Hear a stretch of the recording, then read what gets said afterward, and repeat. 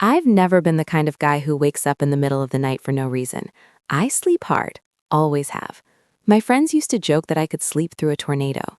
So when I tell you that what happened that night jolted me awake like someone had dumped ice water straight into my chest, I need you to understand how out of character that was.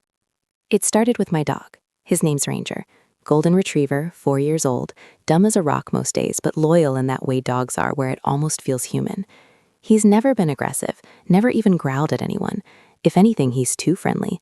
The kind of dog that would probably help a burglar carry out the TV if they scratched behind his ears first. That night, though, he wasn't friendly. I woke up to this low, guttural sound I'd never heard from him before. Not barking, not whining. It was like a warning, like something primal had crawled out of his chest. At first, I didn't even open my eyes.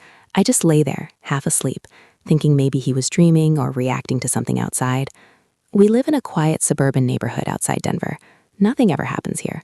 No sirens, no late-night traffic, just the occasional raccoon digging through trash. But the sound didn't stop. It got louder, then sharper.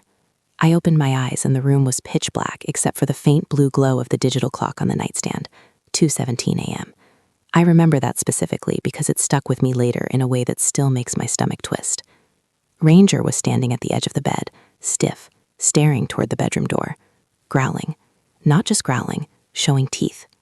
I pushed myself up on one elbow, heart starting to beat faster. "Ranger," I whispered, trying to keep my voice calm. "Hey, what's wrong?" He didn't even look at me. That's when I started to feel it. That shift in the air. You know that feeling when something's just off, but you can't explain why? Like your body notices something your brain hasn't caught up to yet.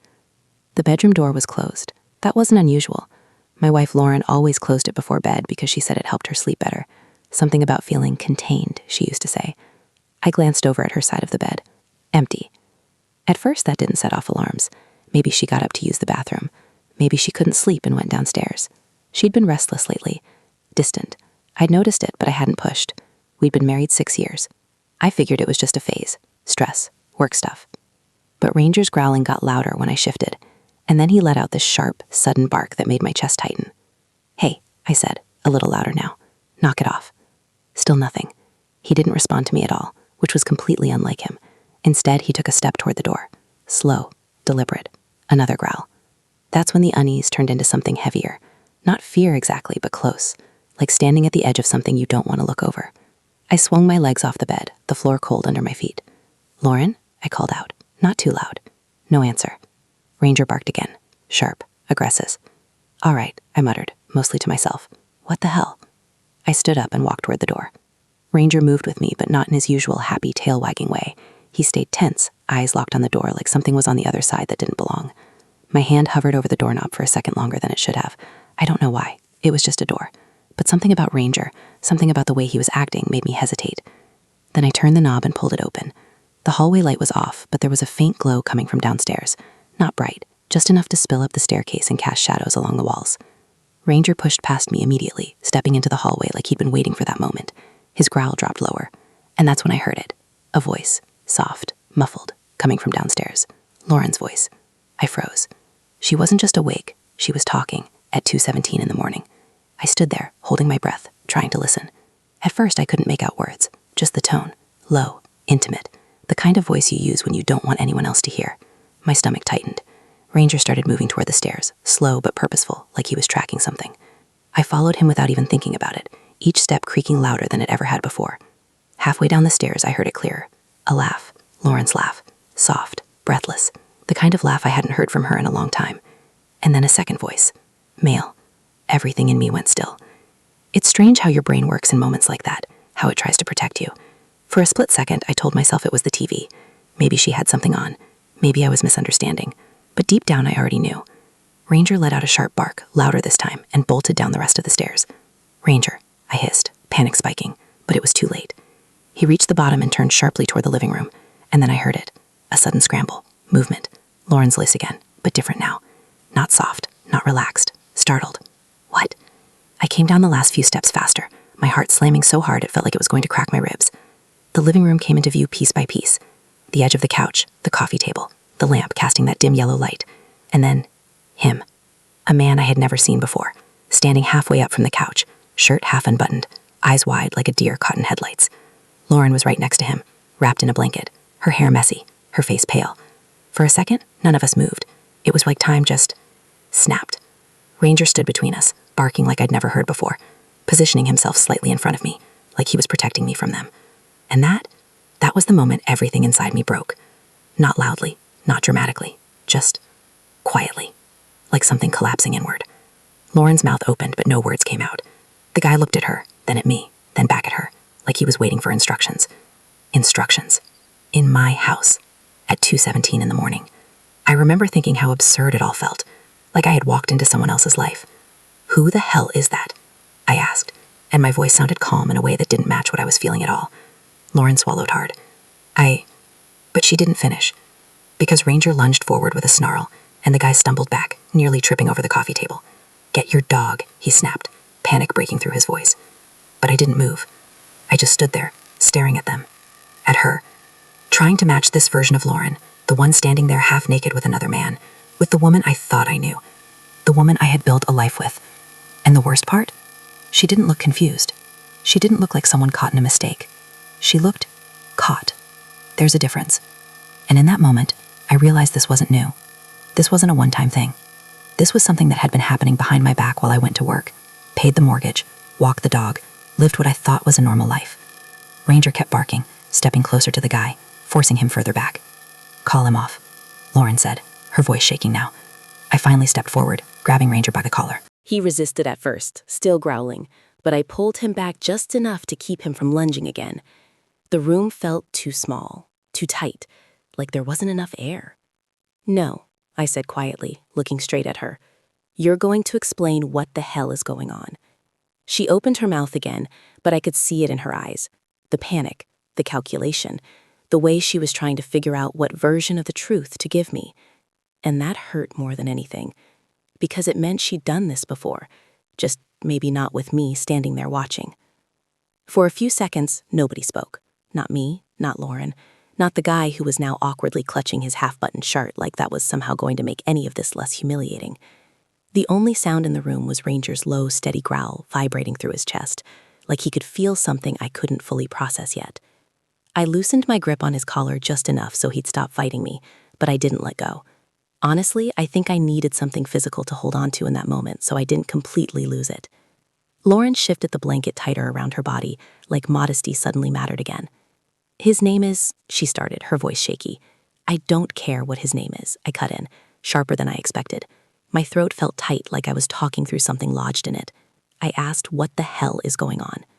The guy cleared his throat like he was about to speak, and I snapped my head toward him so fast it made him flinch.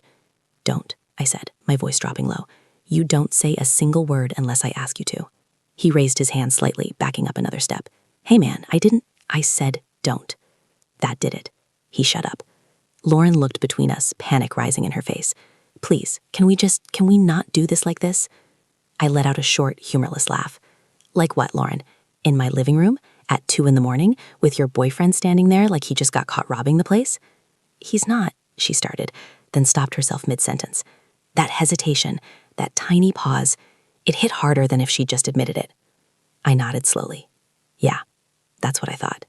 Ranger barked again, sudden and loud, and the guy jumped. I felt the tension in the leash of my hand again as Ranger leaned forward, still locked onto him like a threat that hadn't gone away. "What's his problem?" the guy muttered under his breath, trying to sound annoyed but failing. I looked down at Ranger, then back at him. "He's smarter than I gave him credit for." Lauren winced at that. Good. I wanted her to feel something. Anything.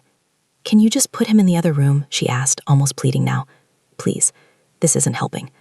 I stared at her for a long second, trying to find something familiar in her face, something that reminded me of who she used to be to me. But all I saw was someone I didn't recognize, someone who had been living a completely separate life under the same roof. "Yeah," I said finally, my voice flat. "You're right. This isn't helping." I turned and walked Ranger into the kitchen, closing the door behind us.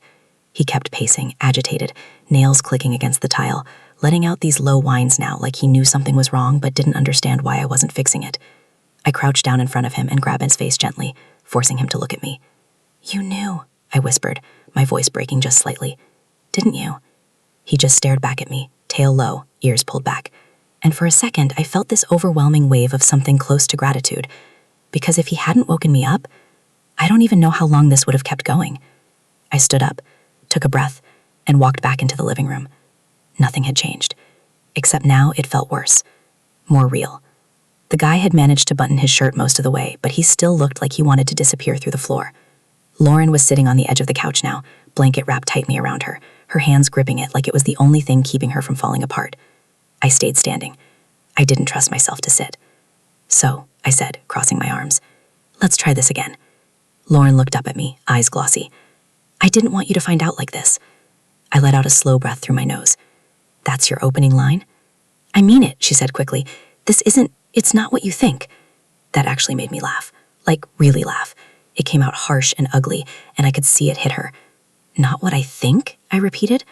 "Lauren, I walked downstairs and found you half naked with another guy in our living room at 2 a.m. Please, tell me what I'm missing." She shook her head like she was overwhelmed. "It's complicated." "No," I said immediately. "It's not. It's actually incredibly simple." The guy shifted his weight, clearly uncomfortable. "Look, man, maybe I should just..."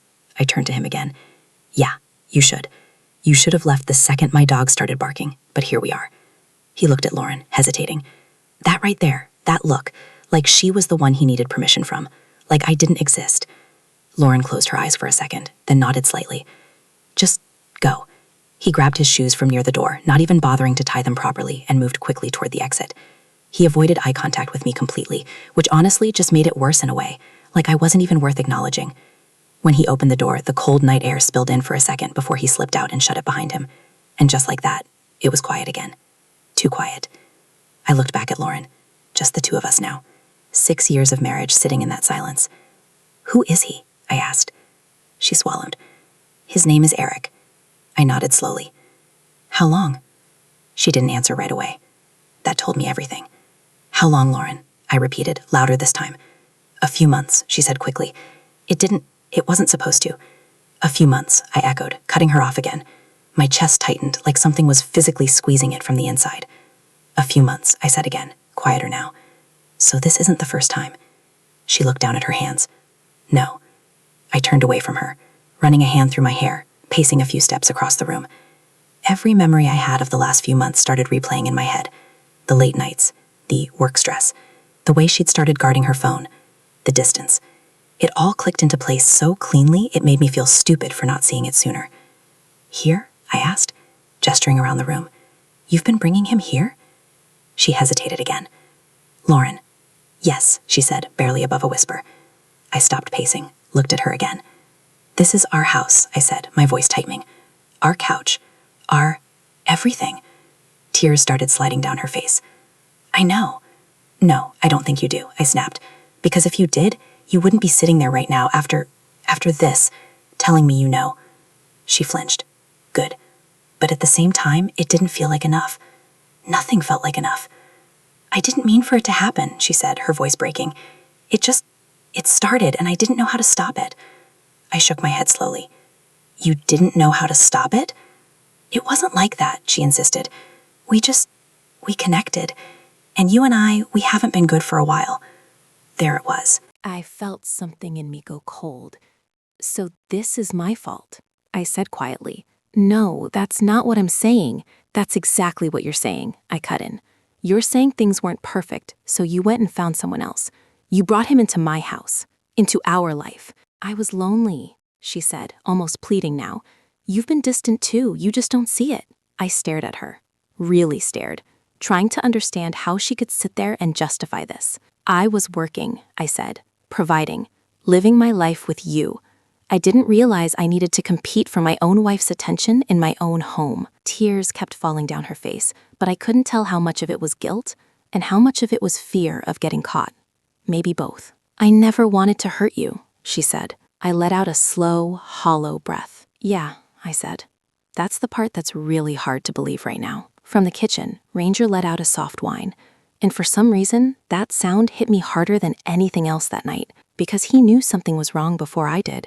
He tried to warn me, and I almost slept right through it. I didn't sleep for the rest of the night, not even close. After everything was said, or more accurately, after everything stopped being said, I just kind of existed in the same space as her, without actually being there. Lauren stayed on the couch for a while, wrapped in that blanket like it was armor, like it could shield her from what she'd done. I went back upstairs at some point, not because I wanted to be alone, but because I couldn't stand looking at her anymore. The bed felt wrong. That's the only way I can describe it. It wasn't just empty. It felt contaminated, like something had been dragged into it that didn't belong, even though I knew they hadn't been up there. Still, I couldn't shake the feeling. I sat on the edge of the mattress for a long time, staring at nothing, replaying everything over and over until it stopped making sense. You think you know your life. You think you know the person sleeping next to you every night. And then, in the span of maybe 2 minutes, it all collapses into something unrecognizable. Around 4 a.m, I gave up on pretending I might sleep. I grabbed a hoodie, went downstairs, and let Ranger out into the backyard. The air was cold, that kind of early morning chill that bites just enough to keep you awake. He ran out, did his thing, but even then he kept looking back at me through the glass door like he didn't trust leaving me alone. I leaned my forehead against the doorframe for a second, closing my eyes. "You really saved me tonight," I muttered under my breath. It sounds stupid, I know, talking to a dog like that. But at that moment, he felt like the only thing in my life that hadn't been a lie. When he came back in, he walked straight up to me and pressed his head against my leg. No excitement, no wagging, just there. Solid. Loyal. Something I could still count on. Lauren was still on the couch when I walked back into the living room. She hadn't moved much. Her eyes were red, her face puffy, like she'd been crying on and off the whole time. I stayed standing again, kept distance between us. "Are you still seeing him?" I asked. No build-up, no softening it. She hesitated, then nodded slightly. "Yeah," she said. That word hit like a punch. Not "I was," not "it's over." Yeah, like it was just ongoing, normal. "Does he know about me?" I asked. Another pause. "Yeah," she said again, quieter this time. I let out a breath that felt like it scraped my lungs on the way out. "So he's just okay with it," I said. "Coming into another guy's house, sleeping with his wife while he's upstairs?" She wiped at her face. "It's not like that." I actually felt my jaw tighten. "You've said that already. I'm starting to think you don't know what like that means." She shook her head, frustrated now. "You're twisting it." "No," I said, my voice rising just a little. "I'm simplifying it, because every time you explain it, it somehow sounds worse." She stood up then, still holding that blanket around herself like she couldn't let it go. "I didn't plan this," she said. "I didn't wake up one day and decide to destroy everything." "Then when?" I shot back. "When did it happen, Lauren? The first time you lied to me? The first time you kissed him? The first time you brought him into this house?" She flinched at that last part. "Good, because that part mattered to me more than anything. It just built up," she said. "We started talking and it felt easy. It felt like how things used to feel with us." That stung more than I expected, because part of me knew exactly what she meant, and I hated that. "So instead of fixing what we had," I said slowly, "you replaced it." "I didn't replace you," she insisted quickly. "It's different."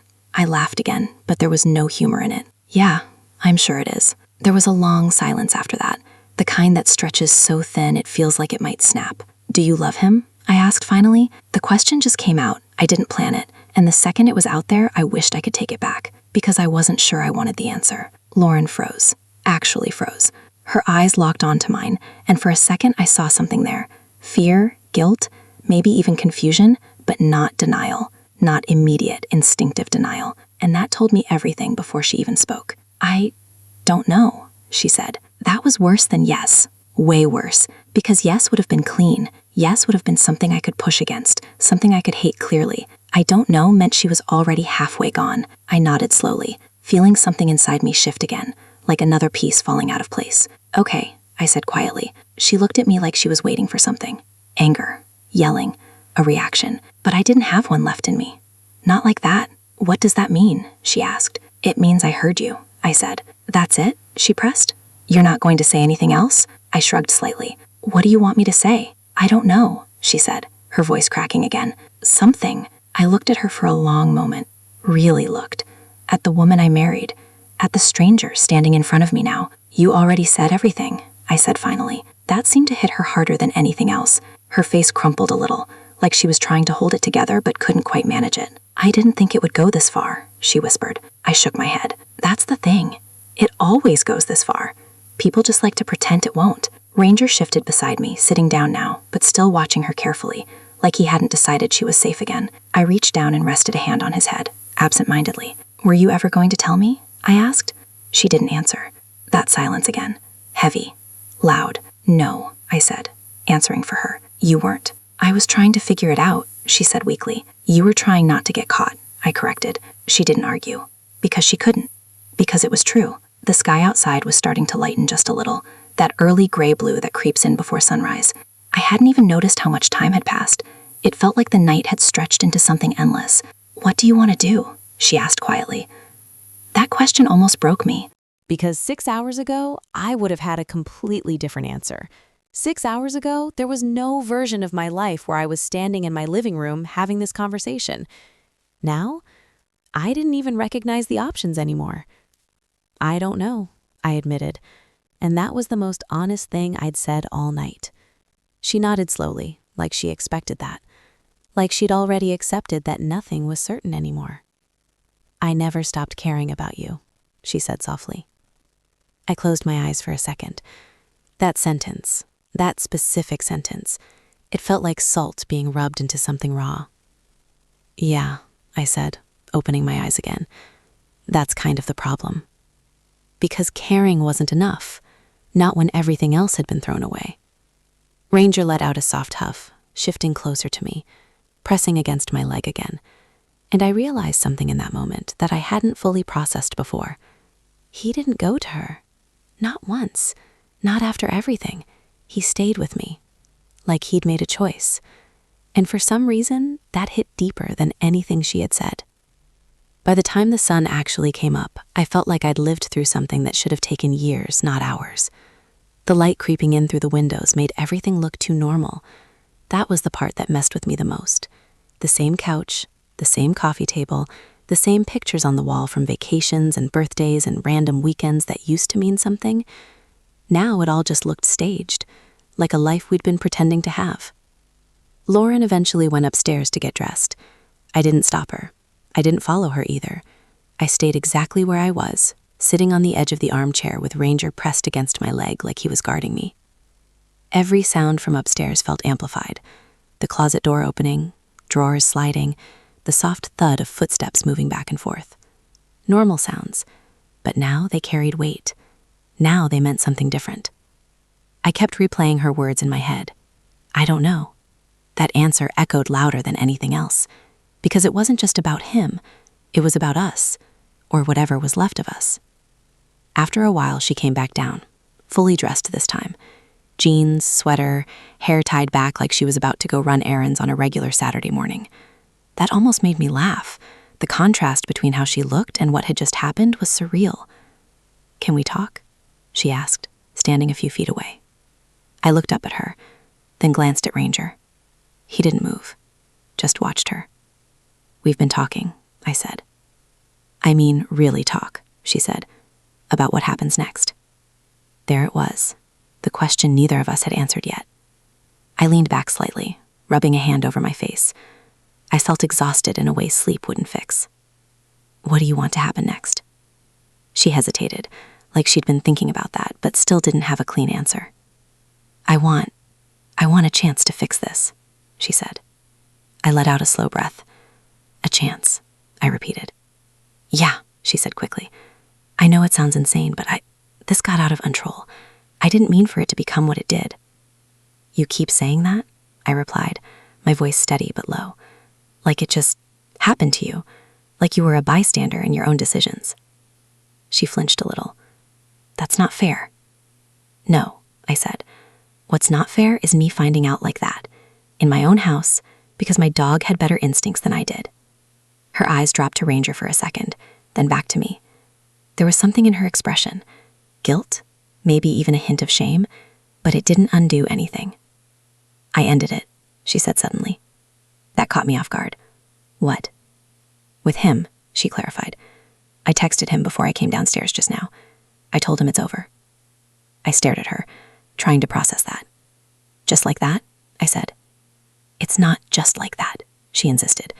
"You saw what happened. This isn't something I can keep doing." I tilted my head slightly. "You mean you can't keep doing it now that I know?" Her jaw tightened. "That's not what I meant." "It's exactly what it sounds like," I said. She took a step closer. Ranger immediately shifted, sitting up straighter, his body tense again. Not barking this time, but alert. That didn't go unnoticed. She stopped. I'm serious, she said, softer now.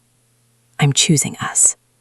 I looked at her for a long moment, and for the first time since all of this started, I didn't feel anger. I didn't feel that sharp, burning edge anymore. What I felt was distance, like I was already stepping outside of it. You already chose, I said quietly. Her face fell slightly. People make mistakes. I nodded. Yeah, they do. And relationships survive them, she added quickly, if both people are willing to work for it. I let that sit for a second. Do you even hear yourself? I asked. She looked confused. What do you mean? You're talking about this like it was a bad fight, I said.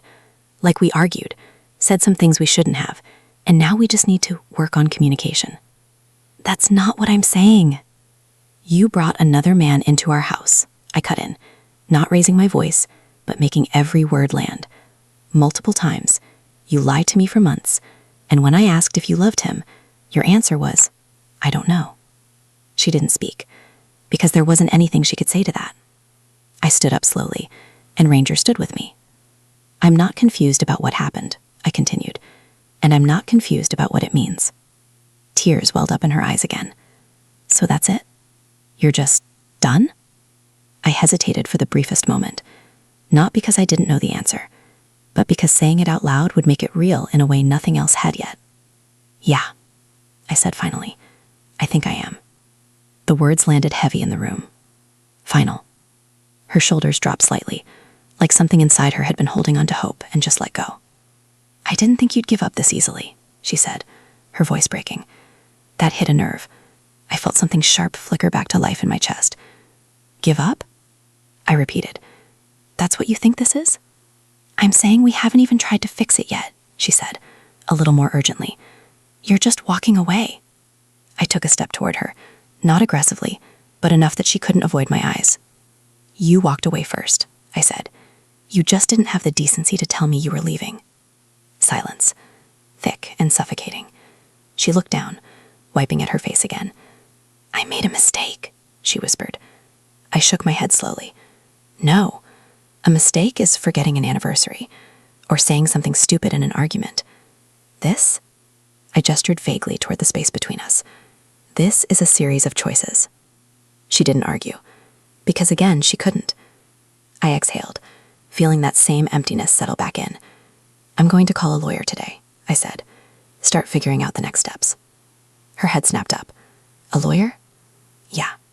For divorce? She asked, like she needed to hear me say it. I nodded once. Yeah. She let out a shaky breath, like the reality of that word was hitting her for the first time. This doesn't have to be like that, she said weakly. It already is, I replied. Another long silence stretched between us. Different this time. Not chaotic, not explosive, just over. I'll pack some things, she said finally. I can stay with my sister for a while. I nodded. Okay. No argument, no negotiation. Just acceptance. She stood there for another second, like she was waiting for something else. Maybe for me to stop her or change my mind or show some sign that this wasn't really happening. I didn't. After a moment, she turned and walked upstairs.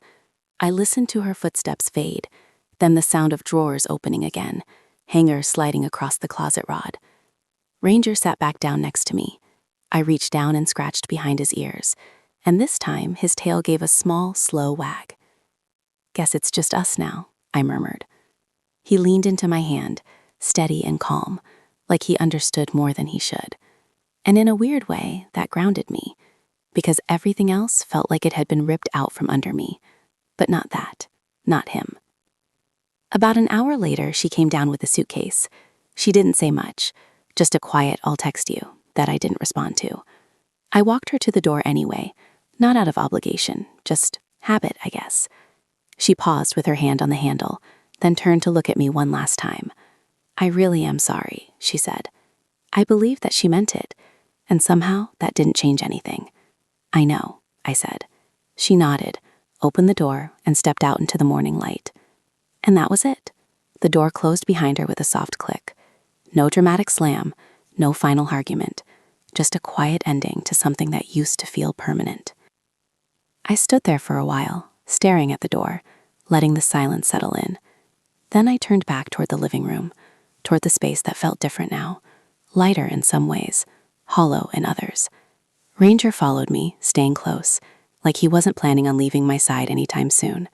And honestly, I was okay with that, because if he hadn't woken me up that night, I might still be sleeping through the worst betrayal of my life. And that thought, that's the one thing I can't shake, not even now.